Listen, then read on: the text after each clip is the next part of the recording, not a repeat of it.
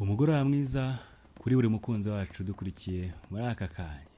Nk'uko mubizi rero, hirya y'ama update tugenda tunabaha ubuzima bw'abasitari muzi ndetse bamwe munakunda, bagenda badusangiza cyangwa basangiza abakunzi babo cyane cyane ku mbuga nkoranyambaga.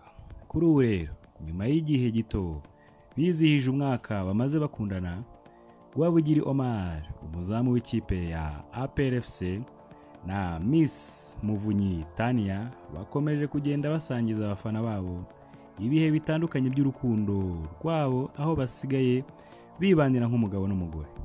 Mu minsi ishize, Omar, uyu muzamu wa APR FC, akaba ari we wari wapostinze uyu mukobwa Muvunyi Tania kuri Snapchat, amubwira ko amukunda bihebuje. Ku munsi w'ejo, Tania nawe akaba yaramwishyuye maze apostinga ifoto barimo basomana ndetse na video zitandukanye bibereye mu rugo barimo bikinira iby'abana rwose, nk'uko mubibona muri ako kavideo.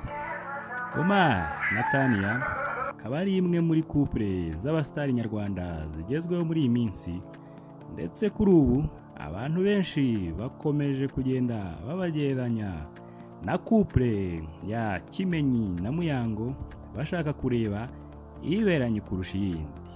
Nawe rero ukaba watwandikira muri komenti aho hasi muri izi couple z'abakinnyi ndetse n'abamisi, iyo ubona rwose yabiberanye kurusha indi, tukabimenya ndetse nabo bakazabimenya icyo mubatekerezaho. Mukomeze kugira umugoroba mwiza.